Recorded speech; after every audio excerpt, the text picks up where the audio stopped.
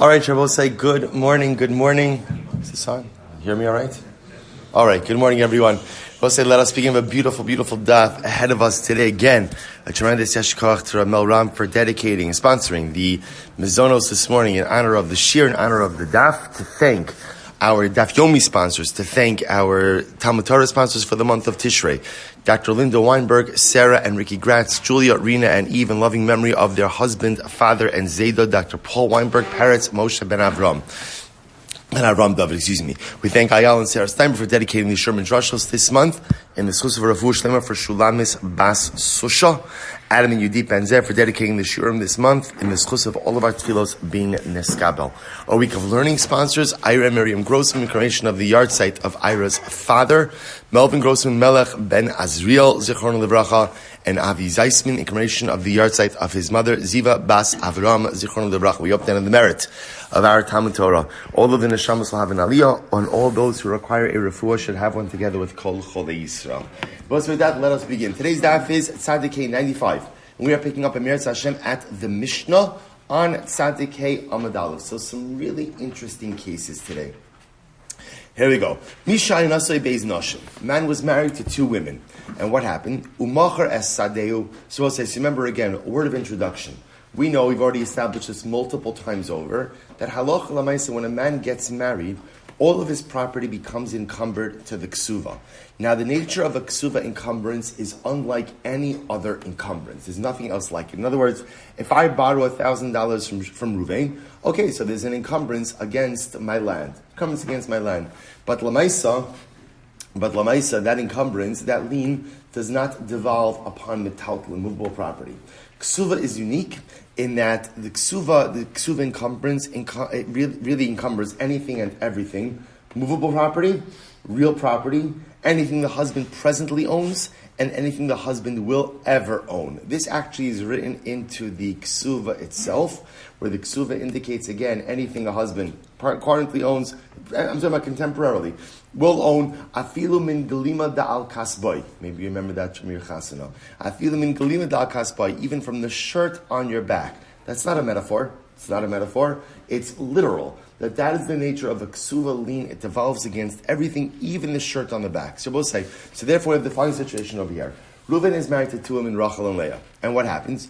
Umachar es sadeu. Now, after they got married, Reuven sells a field. So I will say, which means that he's selling a field that what? Has a lien against it. Machar es sadeu. The kasva rishon lelokeach dinu dvarim eili imach. And I will say, interestingly enough, in this case, wife number one, Rachel, writes to the purchaser, I have no claim against this field. So again, Reuven sells the field is encumbered. Who is it encumbered to? Both wives, right? Rachel and Leah. Rachel writes, essentially, dinu dvarim, which literally means, I have nothing to do with this field. Which for our purposes means what? I'm releasing my lien against the field. Now, Rachel wrote that. Leah did not write that. Okay, so what's the halacha? So we'll say, so now let's play it forward. Let's assume, Reuven dies, and now there's not sufficient property in the estate to pay off the Kesuvos. So what happens? Listen to this. Hashniya motzia mehalokeach. So now ultimately, again, now Leah, the second wife, never released her claim against the field. So Leah could extract the property from the purchaser to pay off her ksuva. Now we'll say, right, Rachel can't do it. Why can't Rachel do it? Because Rachel released her lien. Now we'll say, now watch this. Urishonim and Ashniya. But after Leah seizes the field from purchaser, Rachel can seize it from Leah. Now what's the pshat? So Rashi understands over here that halacha l'maisa, when Rachel releases her lien against the purchaser, she's not really lifting her lien. What she's essentially saying is, I'm not going to collect it from you, purchaser. Right? I'm making a pledge, I'm not collecting it from you. Do I have a claim against this land? Absolutely. But I'm not going to execute the claim against you. So therefore, watch this. This is such an incredible case. So therefore, when Reuven dies, there's not enough money in the estate to pay off the ksuva. Rachel can't collect it from purchaser because she forgave that claim. Leah can. Leah extracts it from purchaser, and now we'll say, now what could happen? Rachel could extract it from Leah. Now, why could Rachel extract it from Leah? because unlike the previous cases where all the Kesuvos of all the wives were dated the same date, this is a case where Rachel married Reuven before Leah did. Therefore, Rachel has an earlier Kesuva than Leah, and therefore Rachel has the ability to extract it ultimately from Leah. But we're not done. And I will say, now watch this. After Rachel extracts it from Leah, guess who comes back on the scene? Purchaser. Purchaser extracts it from Leah. Now, we must be talking about a case when Reuven sold the field. When Reuven sold the field, he sold it with achrayus. He sold it with a guarantee.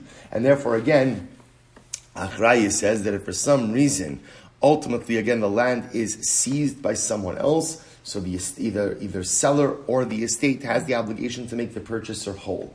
So we'll say, so after Rachel seizes it from Leah, purchaser can then seize it back from Rachel. We'll say, now what happens after that? The choser is chalila. Now we'll say, interesting enough, what happens after that? After purchaser seizes it back from Rachel, then what? Leah can seize it back from purchaser, right? Rachel can seize it back from Leah. Purchaser can seize it back from Rachel, and choser chalila. This keeps on going, never ends. Ad sheyaseh pshara beinehem, until all of the parties involved come to some type of agreement. And I'll tell you, so fascinating. So they have to figure out how to negotiate this, because essentially there's one field in play. And the truth is, right, you have a purchaser who purchased it knowing that there was a lien from the second wife, right? First wife released her lien, so second wife could seize it from the purchaser, but then first wife, whose ksuva precedes the second, could seize it from the second. Creditor that could then come back to the first wife, you told me you would never seize the land satisfaction of the ksuva, and this keeps going round and round and round, ad shiyasup shara beinehem. So I'll just tell you, there's a profound statement, there's a profound meaning in that. Morning. There's a there's like a million seats. There's like a million seats, by the way. Good. As I said, we can also, yeah. Okay, good. So I'll say, next time I'll stand. I'm sorry. Right? So I'll say, what's interesting about this is as follows. This statement is such an incredibly profound statement if you think about it. Because look at the lashon over here. V'chozeres chalila ad sheyasub shara beinehem. See, I will say, there are some dynamics in life which keep on perpetuating until the parties involved decide to come to some type of agreement. How often does this happen? Not with necessarily even just with money, but with, thank you, I'm sorry, I meant to move it more, thank you. How many times does it happen in life with like relationships, right? Family dynamics, that there's strife, there's difficulty, there's discord that occurs, and it's a perpetuating cycle. Until when? Ad sheyasu pshara beinehem. Sometimes if you want to break the cycle, you have to be willing to go ahead and figure out how to work out a compromise between the parties involved. Such an incredibly profound yesod. It's not just over here, it's just in many family dynamics. I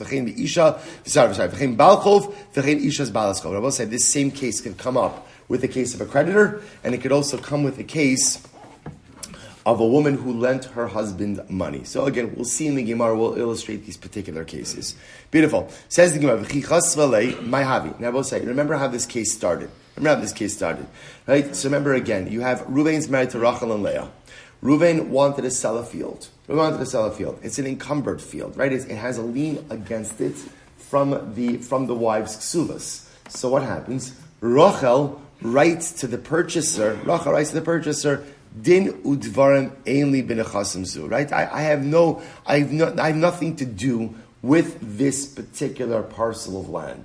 So the Gemara says, I don't understand that type of formulation. Why does it work? My happy. We learned if a person says to his friend, I have nothing to do with this field, and I'm not involved in it, and my hand is removed from it, lo amar klum. Well, see, remember, we had this not so long ago. You have Reuven and Shimon in a partnership, right? And Reuven wants to extract himself from the partnership. So he uses one of these lashonos. My hand is removed from it. I have nothing to do with it. We'll say these lashonos are meaningless. When you have a financial interest in something, there is a concrete way to be able to go ahead and remove yourself from that interest. Saying I have nothing to do with it is not sufficient. So if a woman has a claim, right? So in other words, a partner could say, I no longer want to be a party to this. I want to remove my partnership interest. I'm being mafkir. My ownership interest to you. But what we call a simple siluk, removal of yourself from something, does not go ahead and unwind your partnership interest. So over here, it's not a partnership interest, it's a lien. But it's the same idea. When the woman just says, I have nothing to do with this, that's not a proper lashon of extraction. So why does that release her claim on this land? To which the Gemara says, no, what are we dealing with over here? Oh, I will say, it's where the purchaser of the land made a kinyan with the woman, a kinyan chalipin. So I will say, now when he's making a kinyan, he's essentially acquiring her rights in this property as well. So this is not just where she's just simply saying, I have nothing to do with this property. She's literally doing a kinyan with the purchaser and thereby removing her rights from the property. Or I should say, removing her lien from the property. I says, still, even if she made a kinyan with him, why should that matter? Listen to this. Tema nachas ruach asisi labayli. I will say this is fascinating. Why can't she come around and claim, you know what? I never meant to go ahead and remove my claim from this land. But Rachel, you said, Dinu dvarim eli b'nechasim zu. You made a claim. You even made a kinyan. She could claim that what? I was just trying to make my husband happy. Right? We all do this in marriage. Things that we don't really mean, things that we don't really want to do for the sake of making a spouse happy. So in this case over here, she's claiming that halacha l'maisa, I said that I gave up my rights or my claim, my lien on this land, because I know it was important. My husband really wanted to sell the property. The purchaser wasn't going to purchase it if he knew that it was encumbered. So I said I gave up my lien, but what? I didn't really mean it. Which will say, if you think about it, it sounds strange. Well, why did you say it? We'll say, remember again, for a woman to give up a lien, a ksuva lien against property, is a very dramatic thing. Because that property, that lien, that is her financial security. So she says, listen, I felt bad. My husband wanted to sell the property. The guy wasn't going to purchase it if it was encumbered. So I said what I had to say to make my husband happy. But I didn't really mean it. Milotan, did we not learn? We also listen to this interesting case. Lakach mina ish v'chazr v'lakach mina isha mekcho batal. We also listen to this case. A person comes and purchases a parcel of land from a man, from Ruvain. Now, the purchaser realizes that the land is encumbered. So what does he do? He goes to Rachel. And he says, Rachel, I just want to make sure that you're okay with the sale of this property. Even if she says yes, mekcho batal. Now we'll say mekcho batal means the sale is void. Now, that's a very dramatic statement. If you look at Rashi says over here, this is talking about specific types of land. Quotes of the Gemara Ziva Bas Avraham. We don't have to get into this now. For our purposes, what do you see from here? Alma yechol lihi shetomar nachas ruach asisi labayli. We'll say, what do you see from here? You see from here that Allah a woman could say, even though I agreed to the sale, I didn't really. Nachas ruach asisi labayli. They will say, by the way, this Gemara is teaching us one of the most important dynamics in marriage, which is sometimes what a spouse says is not what they mean. Not what they mean. And I will say, on a serious note, that in marriage, sometimes it's so important to be able to intuit. I know my wife, and by the way, this goes both ways, but I think it often happens more. I know what my wife is saying, but what does she mean? And this is the source of much a shalom bayis problem, right? Where again, but you said this is what you said. I know that's what I said, but you should have known it. And there's something to it. I will say there really is that in a healthy, loving marriage, right? There's what is said and there's what is meant. Hopefully, most of the time they're the same thing, but often they're not. And again, this goes both ways. A spouse sometimes has to be able to intuit, read between the lines a little bit, what it is that my spouse is really trying to convey. So here, Rachel says, listen, you wanted to sell the land. What am I going to say? No? No. In other words, you want to, I don't want to stand in the way, but this is my ksuva, so I didn't really mean it. I did not really mean to release my... So also, I just want to point out, it's amazing. It's only Sunday morning, 8:17, a few minutes into the week. And I'm Hashem, two incredible dynamics already. Number one, in marriage, be able to intuit what is really meant, even though it might be different than what is said. And number two, how certain relationship dynamics continue to go in circles until ultimately the parties involved are willing to sit down and make up shara. Incredible. So I'm Avram Zysman, kasha. So we'll say, so now we have a problem. Right? Because our Mishnah seems to indicate that when the wife says, when Rachel says, Dinu Dvarim, I have nothing to do with the property, that she's really releasing her lien on the property. The problem is the Gemara quoted these other cases where it seems to indicate that even if she says, I release my lien, she doesn't really release her lien. But she said it because she could claim, Nachas Ruach Asisi Labaili. I was just trying to make my husband happy. I didn't really mean it. So what's going on? Do we take her at her word or don't take her at her word? So the Gemara says, Amar Rabbi Zera, Amar Chista Lo Kasha. It's not a contradiction. Ha Rabbi Meir, Ha Rabbi Yehuda. They both say two different opinions. One is Rabbi Meir, Rabbi Yehuda. Both say, listen to this. Here we go. Fascinating. Disanya Kasav L'Rishon V'Lo Chasmalo L'Sheni V'Chasav. Both say, this is a great case. Listen to this. Another brisa. Now a third case, we will say. Ruvain, watch this. Ruvain the husband, has two parcels of land. Okay? He sells both parcels. When he sold to purchaser number one, lo chasmalo. Chasmal means Rachel did not forgive the lien on the land. Right? L'sheni v'chasmalo. In the second sale, Rachel did forgive her lien. Right? It's the same case. Remember, Rachel's ksuva lien applies to all of the properties in the estate. When Reuven sells off parcel number one, Rachel does not forgive the lien. On parcel number two, she does forgive the lien. So the Gemara says, Ibdak. So the Gemara says, what's the halacha? Ibdak ksuva Ira Miriam. Ira Miriam says she's lost her ksuva. And I both say lost her ksuva means she's lost her lien. She's lost her lien on both properties. I both say Rabbi Meir's idea over here is that once she signals that she is willing to go ahead and forgive a lien on a property, we assume that what? She's willing to forgive her lien on all properties. Rashi says, Ibdak suvasa, im ein sham b'nei chorin shari arishon omer hinachti lecha makom ligvos yemenu. Now, I will say, so let me just tell you this outside. Shemir says like this. When purchaser number one bought his property, right? And ultimately, again, she did not, purchaser number one bought the property and she did not forgive the lien. He said, I was okay purchasing that property. Why? Because when I purchased the property, Reuven still owned what? Field number two. Field number two is a place from where Rachel could collect her ksuva. So essentially, purchaser number one felt like he was buying unencumbered property. Now, Rachel chose to go ahead and forgive her lien on parcel number two.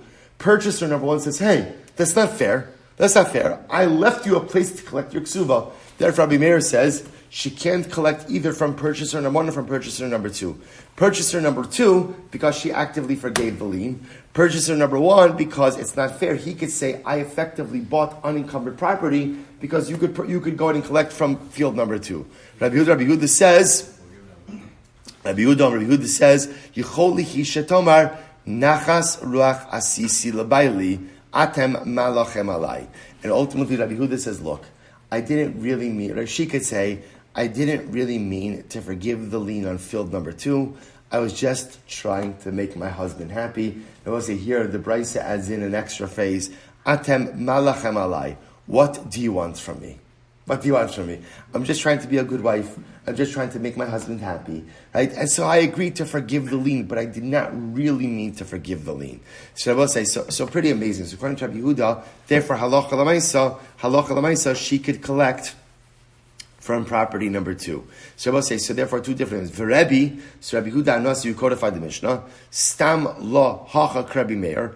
Our Mishnah is like Rabbi Meir. And therefore, again, I will say, and ultimately, again, v'sasam lahasam Rabbi Yehuda, and the Brisa ultimately, again, reflects the view of Rabbi Yehuda.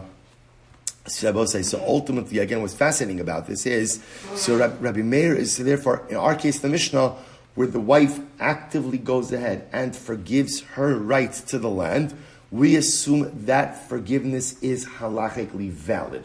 We do not subscribe to the concept of nachas ruach asisi labaili. She did it to make her husband happy, and therefore when she lifts the lien, she lifts the lien. Rabbi Huda is of the opinion that no, she could actually make the claim, I did this in order to make my husband happy, and that's the view reflected in the Braisa. So the Gemara says as follows.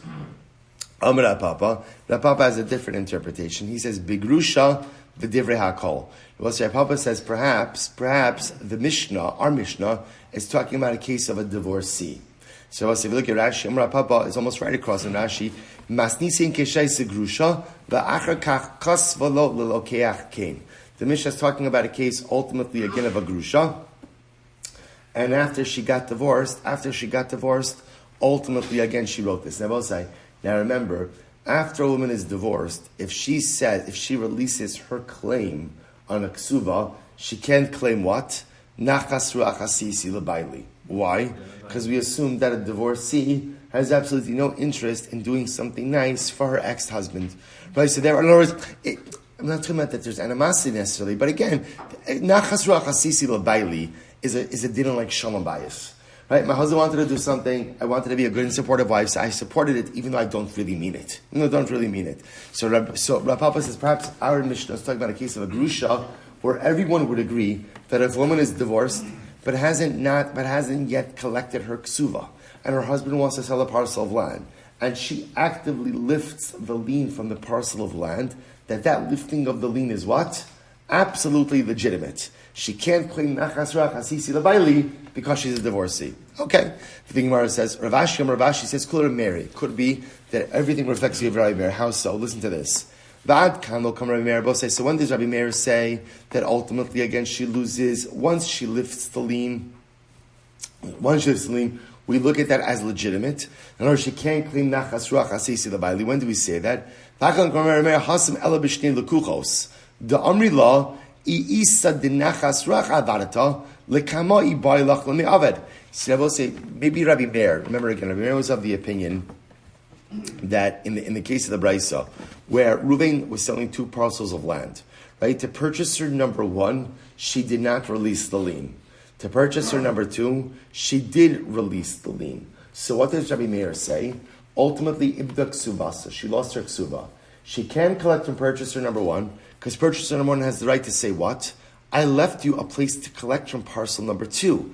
You chose to forgive that lien. That's your problem.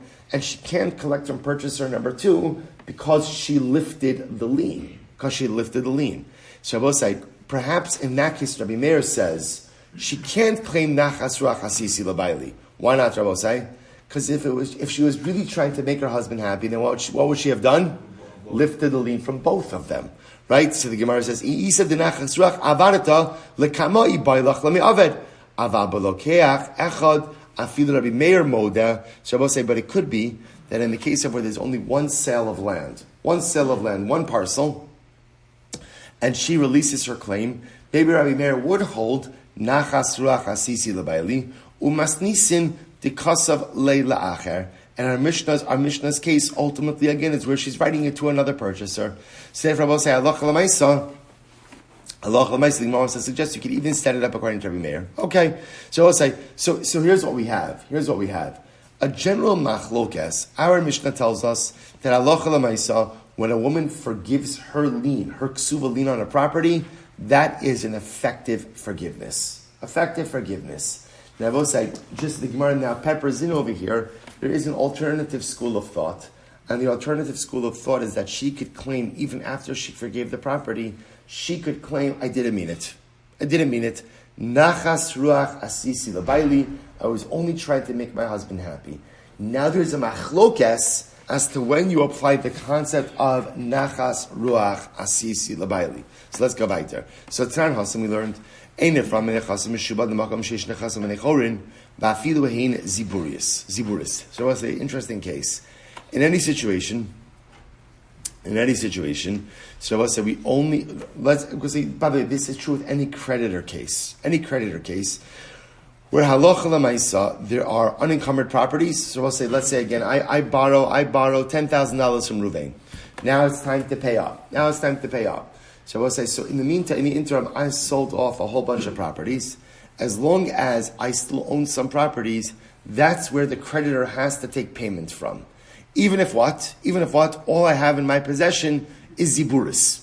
So this is a very important halacha. The ability to claw back properties, sold properties, to satisfy a debt, whether it's a loan, whether it's a ksuvah, only applies when the debtor doesn't own anything. But if the debtor owns something, even if it's inferior quality property, that is always where repayment comes from first. That's right. It's only if the debtor has nothing, then we could claw back other property, sold property. Say, Bailu, what about the following situation? Ishtaduf b'nei chori mahu. Watch this case. And you can apply it to a silver to a debt. I borrowed $10,000 from Ruvain. Okay? So now I have to pay him back land. Let's say for argument's sake, so in the interim, after the loan, I sold off $10,000 worth of properties, but it happens to be I still own a parcel of land that is worth $10,000 as well. Beautiful. So therefore, when the loan comes due, if I don't have cash, that's where the lender is going to collect from. But here's the interesting question. What happens if halacha l'maisa, the field gets flooded? I have a perfectly good field. It happened to be it was in Fort Myers, right? It was in Fort Myers, right? So I had a perfectly good field. Now again, active, right? What do they call it? An act of God? Act of nature. Right? The field becomes flooded. Now the field is worthless. So in that case, halacha l'maisa, does the creditor have the ability to go back and claw back other properties? So I will say, does he have the ability? So I will say, see here the shaila. So the shaila is, in this case, there was an unencumbered property to collect from. It was there. It was extant. Now it got ruined through an act of nature, right? Through an act of God. So I will say, so does that give the credit? Now, so because there was an unencumbered property to collect from, now it's ruined. Does that give the creditor the ability to go back and take back sold properties to satisfy the debt? So let's analyze. So Tashma, Kasav L'Rishon V'lo Chasmalo. So we're going to try to prove this from the case ultimately of the woman, right? From the case of the Kesuvos.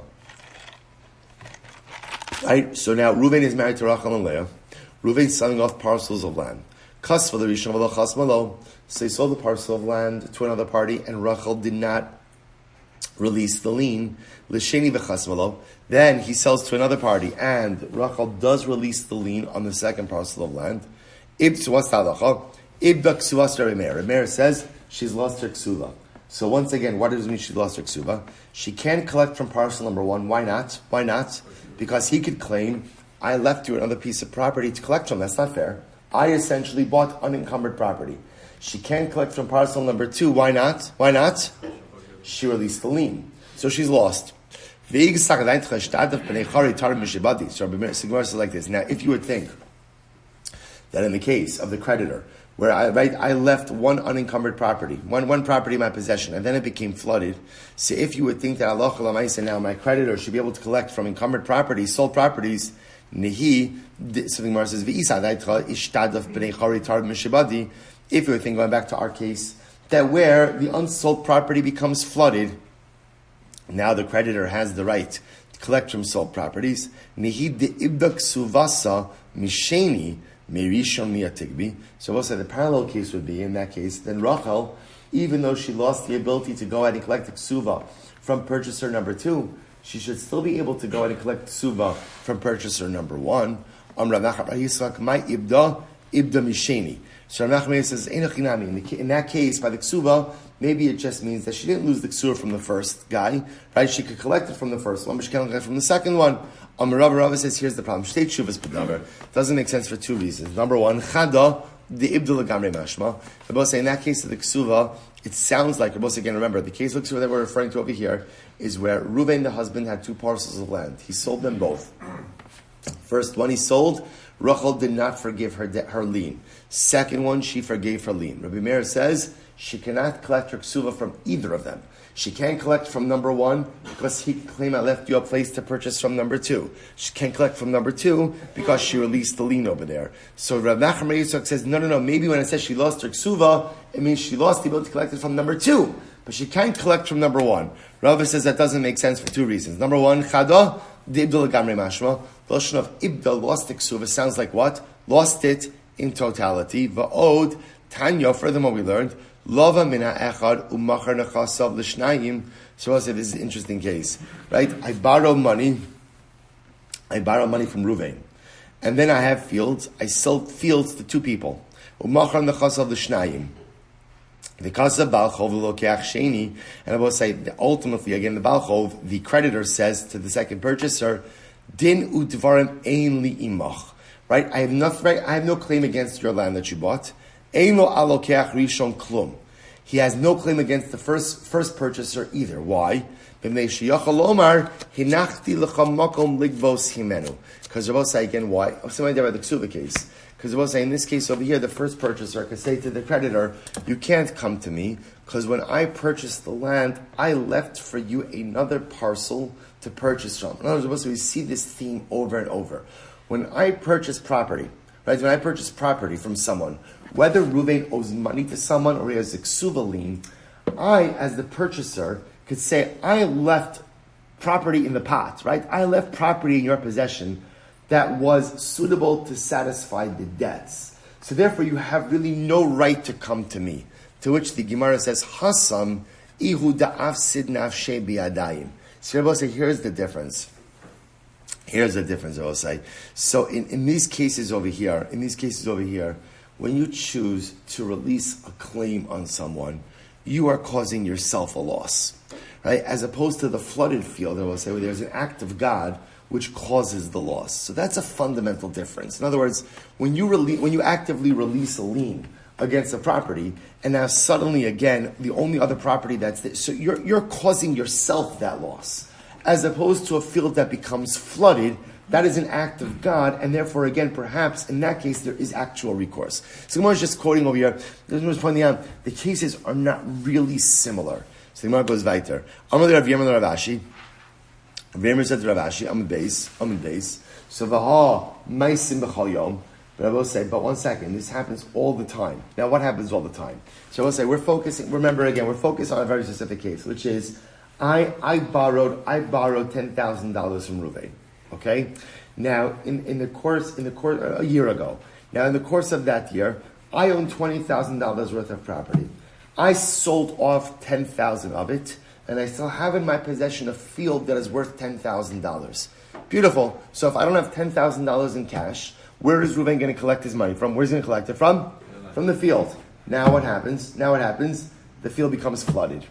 What's the shaila? The shaila is, does Ruvain, the creditor, have the right to claw back some of those sold properties in satisfaction of his debt? That's the shaila. So the Gemara was saying, well, isn't this like the case of the ksuva? Right? What was the case of the ksuva? Right? Ruvain is married to Rachel. Ruvain owns two fields, both encumbered to the ksuva. Ultimately, what happens? So he sells the first field. Rachel doesn't say anything. Right? He sells the second field. Rachel forgives the debt, the lien on the second field.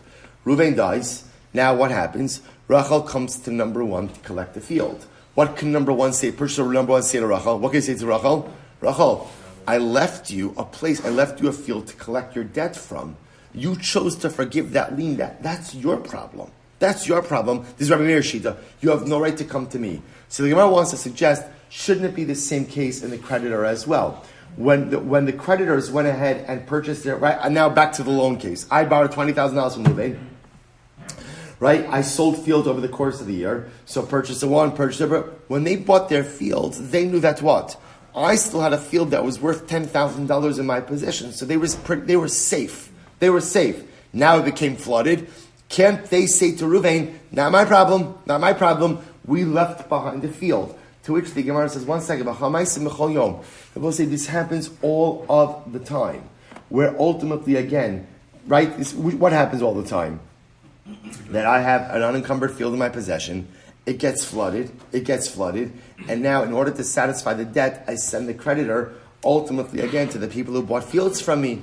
Dahu Gavra, the Mishkan Le Pardes Charvos gave a perfect example of this. Dahu Gavra, the Mishkan Le Pardes Lechavre Le Eser Shnin.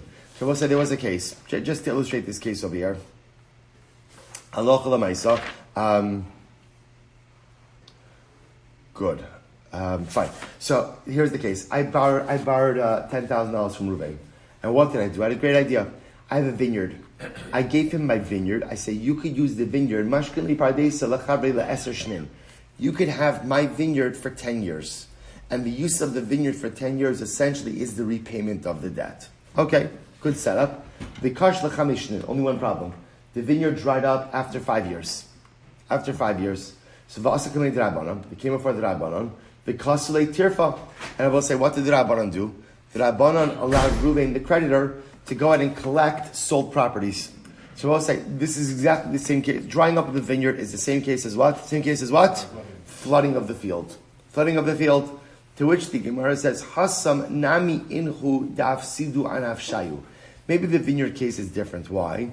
Maybe because, again, in this case, I created the lost. Right? In other words, who created the lost? In other words, we'll say that we make the assumption that when you buy a field, you do the title search.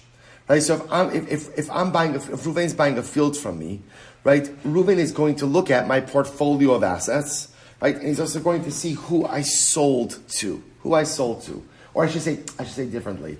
When people purchase property from me, they're going to be looking at what? Specifically, at least in the Gemara, what are they going to be looking at more than anything? Outstanding debts. That's what they're looking at. Right? Why? Because those outstanding debts create a threat to their ongoing ownership of the property. Because if I default on anything, whether it's Kesuva or loans, they run the risks of property seizures. Say for say, watch this. This is incredible. So now I borrowed $10,000 from Reuven. Right? So I gave him my vineyard for 10 years to go out and use. Now in the meantime, after that, I also sold a whole bunch of other properties. So the Gemara says, those guys who bought other properties, they know, everyone knows, vineyards are fickle. So the fact that Reuven got the vineyard for 10 years, any other purchaser knows that what? There's a strong possibility that what? That vineyard is not going to last for 10 years. And therefore they run the risk, ultimately, again, of property seizures as well. So Hasanami inu hudaf sidun avshayo, kevan diyada de pardesa avid dikish lo iban le'mizban. Shabbos says, so therefore, again, they know. Good. What's the halacha? Shabbos, here we go. V'hilchasa, ishtadif b'nei chari, tear from mishabadi. Shabbos say, by the way, this is the halacha l'maisa. Shabbos say, so in this case, let's go back again, just to frame which case we're dealing with. So halacha l'maisa in the case we're dealing with, namely, again, one more time. I borrowed $10,000 from Reuven. Right, $10,000 from Reuven. I have $20,000 of assets. I sold off $10,000 of real estate in different transactions. It leaves me with a $10,000 field. Good news, right? If I have cash, I'll pay back Reuven cash. If not, then what? He'll take the field. Unencumbered field. Now, what happens? Field gets flooded. Reuven comes back now for payment of his debt. I have no cash.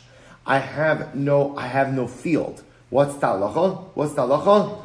Reuven could go ahead and seize properties that were sold after the time of his debt, right? After the time of his debt, ultimately in satisfaction of the debt. Now, what's the chiddush in that? The chiddush is the other purchasers can't say to Reuven, you have no claim against us because at the time we sold you the property, we left in Silber's possession an unencumbered field. So they can't deflect payment by saying that it's true. They did leave in my possession unencumbered field, absolutely, and that was to be the source of repayment. But in the event that field no longer becomes suitable for repayment, Reuven has the ability to reclaim sold fields. We'll say that is the halacha l'maisa. Now again, I'll point out, let's finish up. What's another? This is a great case. I'm Rabbi. Nechasi lech va'acharayich leploni. Listen to this interesting place. A man says to Rachel, I'm giving you my property, but after you die, I want the property to go to so-and-so.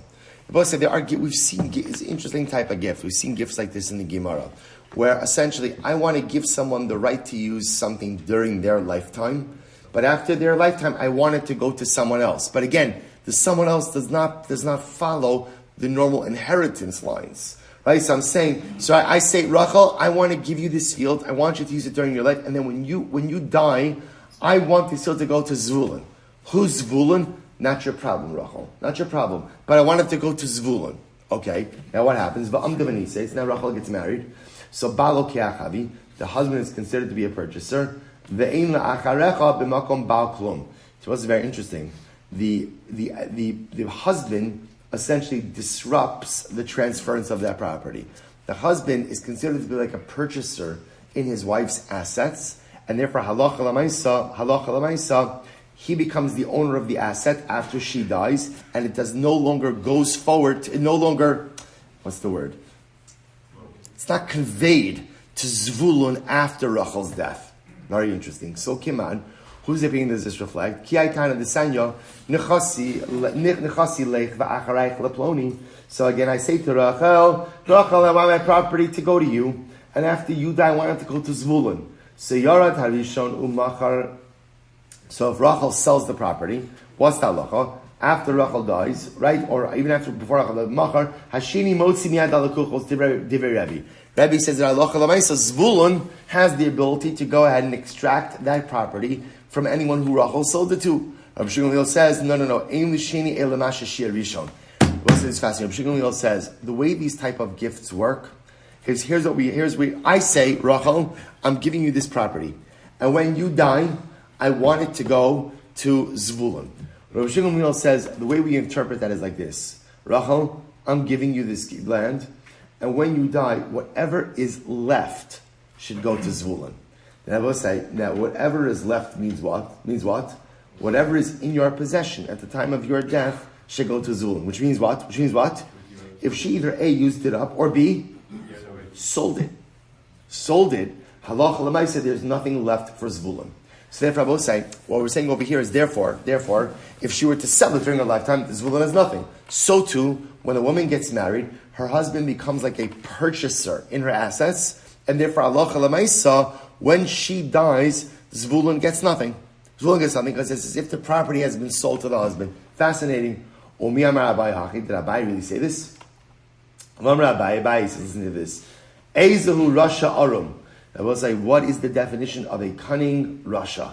By the way, it's bad enough to be a Rasha, right? To be a Rasha Arum, right? Mamish, like, okay. What's the definition of a Rasha Arum? This is someone who gives advice to someone to sell property like Rav Shimon Gamliel. In other words, I will say, this would be someone who goes over to Rachel and say, Rachel, you know what you can do. By the way, you know what you can do. I was learning Daf Yomi. I know what you can do. You could actually go and use the property for a while, and then when you're not feeling so well and you think the end is near, after you do tshuva, go ahead and, or maybe before you do tshuva, then do tshuva on this also, then go ahead and sell off the property, make a little bit of money, you could pocket the money, and Zvulun gets nothing. So the Gemara says that's the definition of a Rasha Arum. Also, I just point out, by the way, isn't it fascinating? I would have thought like a Rasha Arum is someone who eats chazer in the Kodesh HaKadoshim on Yom Kippur. Right? Like that's like, let's say, what do you see from this? Sometimes, like the worst things are people who act underhandedly, right? And still have a smile on them. Like they're stabbing everyone in the back, right? But yet they're your friend. They're your friend. So, if you're going to sin, then be an honest sinner. Be an honest sinner, right? Own it, do it, do it. I say we know this, right? Because we've all had to again, I'm not encouraging it. No, I want to go on record, right? Sin is bad, don't do it. But I want to point out, like sometimes what Chazal say is, the worst thing is to be a disingenuous person. To be the kind of person who is underhanded. Right? Like I'm your friend, but I'll stab you in the back afterwards, right? Or I'll be nice to you, but I'll talk about you, but that's a Rasha Arum. Chazal said, be a genuine person. Even if you're going to be a sinner, be a genuine sinner. Because we'll say, at least if you're a genuine sinner, I know what's wrong, I'm not wrong. So who's the Rasha Arum? Someone who tells Rachel, by the way, Rachel, just want to tell you, just so you should know, if you want, I know Zvulin's supposed to get the property after you, but if you want to use it up as much as you can, then sell it. So benefit from the property, that's Rasha Arum.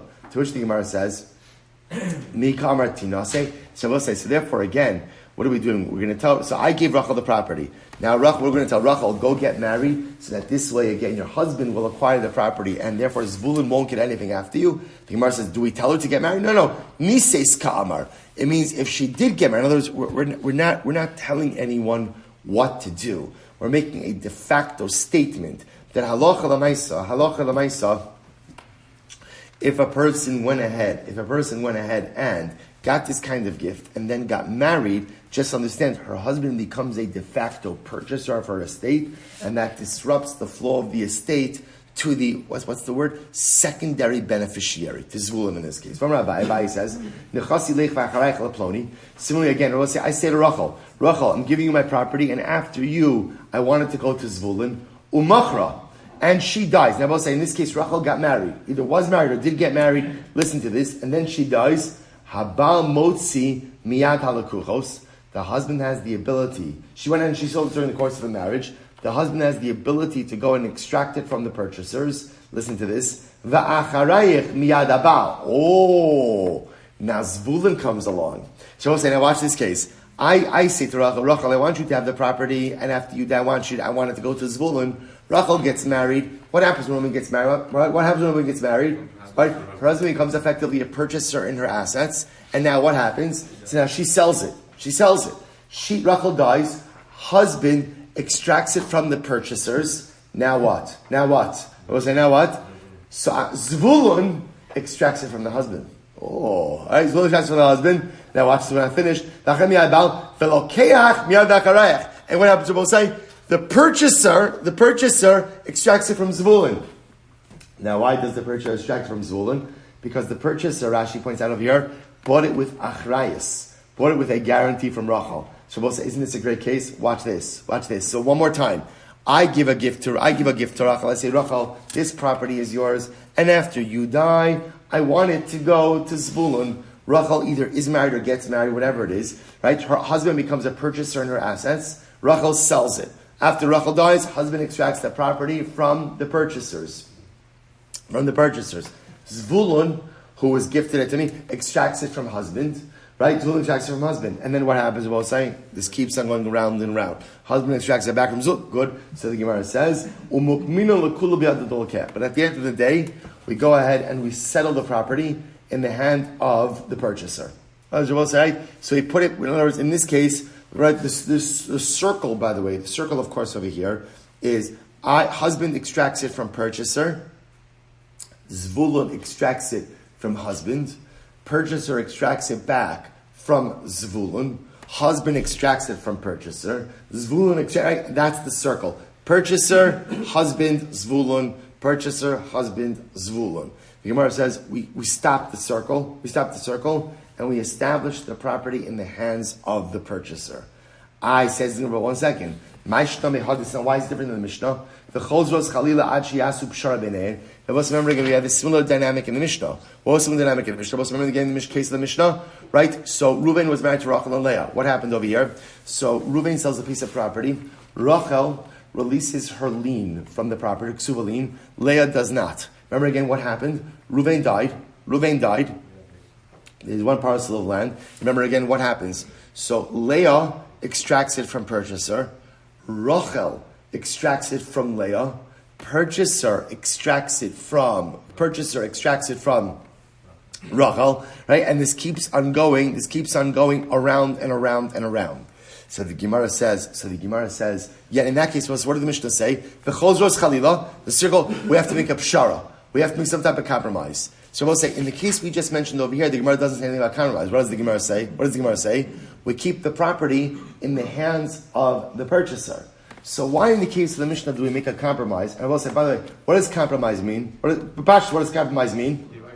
Everyone's going to get something. Right? In the case of the Mishnah, what it sounds like over here is that Rachel's going to get something, Leah's going to get something, and purchaser is going to get something. Yet over here in this case, we put everything with the purchaser. So why the distinction? Shabbos, listen to this. Very simple. Hasam Islu pseida lekulu, hachalokechu dislu pseida. Both listen to this. In the case of the Mishnah, everyone has a loss. Everyone has a loss. Both is thinking about it. In the Mishnah's case, Rachel, Leah both have a loss. Why? Because this is the only way they're going to get their ksuva. Purchaser has a loss. Why? Because he paid money for the field. So when everyone is going to have a loss, that's when we try to make up shara. Rabbi say in this case we just mentioned. Remember again, in this case, I say to Rachel, the field is yours. When you die, what happens to it? What happens? Goes to Zvulun. She gets married. Husband becomes a purchaser in her estate, in her property. She sells it. She dies. Husband extracts it from the purchaser. Right? Husband extracts it from the purchaser. Then what? Zvulun extracts it from the husband. Purchaser extracts it from Zvulun. In that case, I will say, out of the three parties, husband, Zvulun, and purchaser, there's only one person who has a loss. Who's one person who has a loss? Purchaser. So therefore, I will say, in this circular case, where there's only one person who has a loss, we're going to put the property in the possession of the person who has the loss, only the purchaser, because the purchaser is out money. Right? Zvulun doesn't have a loss. Why? Because for Zvulun, what did this represent? What was it? It was a gift. Husband doesn't have a loss, because again, it was found property that his wife had. So neither of us, understand how we're defining loss. We're defining loss as who expended capital. Right? As opposed to in the case of the Mishnah Rabbi say, there are three parties who have a loss. Rachel needs to collect her ksuva. Right? Leah needs to collect her ksuva, and purchaser purchased the field. So when there's three people who have a loss, that's all make a pshara. One person who has a loss, keep the property with him. Also, Rav from Amr l'Shmai to Kamed Ravashi. So also Rav from Kim, they said over this idea from Ravashi. He said, Miyamar Abai Haki, did Abai really say this? Vamar Abai said, Nechasti leich v'acharayich leploni. Right, if I go ahead and I say to Rachel, here's the field, and after you die, it goes to Zvulun. Amda v'nises, and she goes there and she gets married. Rachel gets married. Bal lokeach havi ve'in la'acharayich b'makom bal klum. Right, we'll say ultimately again, the husband is a purchaser, right? And Zvulun has no rights in the property once there's a husband there. Amrlei, here's the difference. Hasam the Amrlei Kishi Pnuya, Hacha the Amrlei Kishi Nisua. I both say it's two different cases. One is where I give the gift to Rachel when she's single, and one is where I give the gift to her when she's married. So what's the difference? Mike Amrlei, Acharayach Likni, Balo Likni. The way we're setting up, Rabbi say, is that the case is where I say to Rachel, I want you to own this, but I don't want your husband to have any rights in it. So if you say that, you could give a woman a gift or give a woman something that her husband has no rights in. So if that's the way he said it, then the husband would have no rights in the place of Zvulun. If I give to Rachel when she's a single girl, when she's a single girl, and then ultimately again she gets married, the husband becomes like a purchaser in that, and therefore Allah Lamaisa, again, he has the ability to extract it from anyone who she purchases it. He has the ability to extract from anyone who she sells it to, and he would cut off the progression to Zvulun. So therefore, I will say, again, since I want to point out two pieces of halacha l'maisa. So first of all, this idea which is very important, that halacha l'maisa in general, the way we pass with a gift like this, if I give a gift to I give a gift to Rachel. I say, Rachel, after you die, right, I want it to go to Zvulun. The way that type of gift works is only what is left goes to Zvulun. And Einach if she were to go ahead and sell it, Zvulun would have nothing. Now that's not appropriate because obviously the intention of the grantor, right? My intention when I give it to Rachel is I want it to go to Zvulun. But Einach if she disrupts the chain, either by consuming the property in totality, or by selling it, or for that matter by getting married, that disrupts the chain.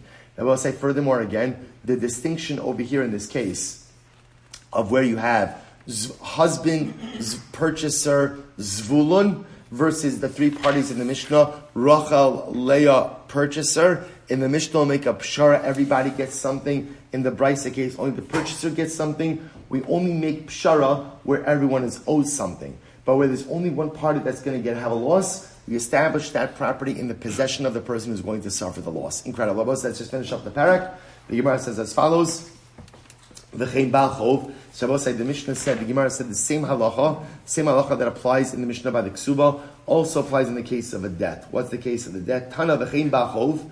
The Gemara says, ushnei lekuchos. The same applies in the case of a creditor with two purchasers. Shabbos take a quick look at Rashi. V'chein bal chov ushnei lekuchos. Ruvain noshe b'Shimon mana. Rabbi said, here's the case.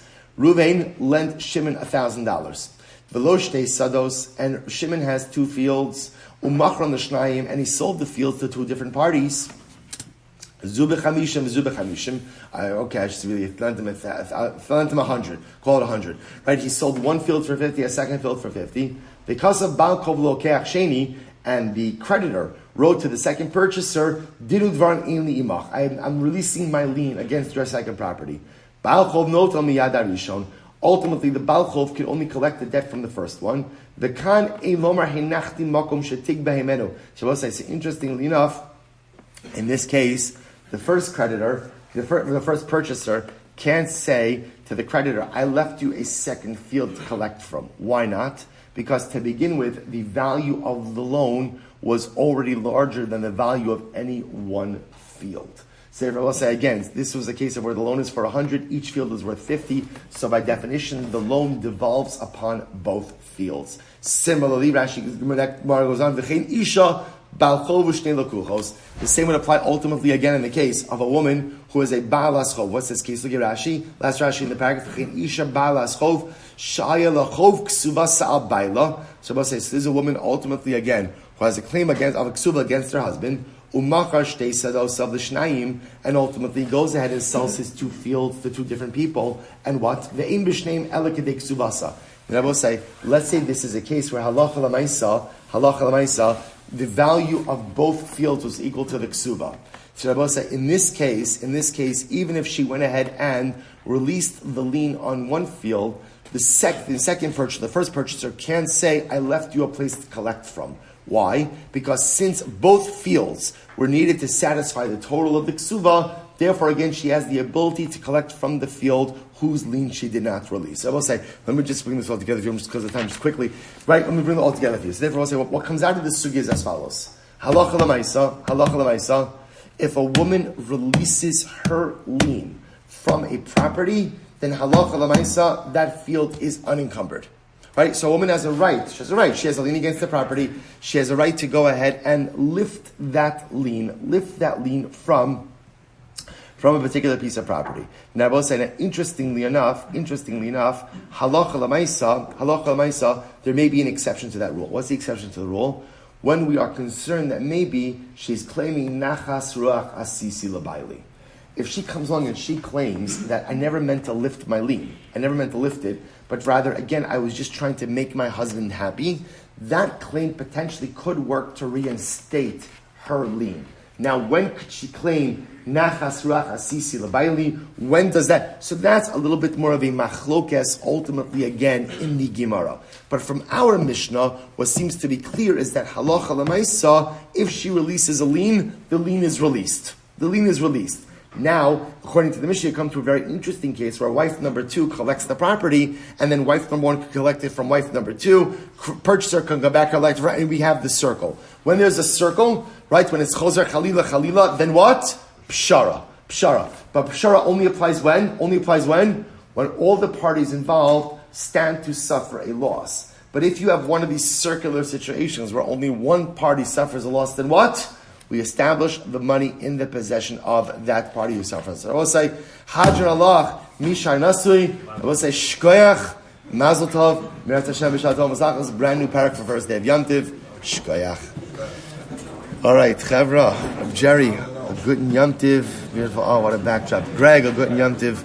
Eretz Yisrael, Chevra. I'm jealous. Hava Bizocha to join you one day. Maybe Chalamayid. Jerry, if I come, I'm staying by you. I'm just telling you. Here's Hashem. A good time to everyone.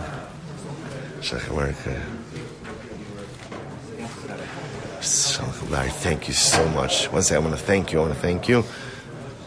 Larry, thank you. Thank you. Excited. Cut the line. Oh, beautiful.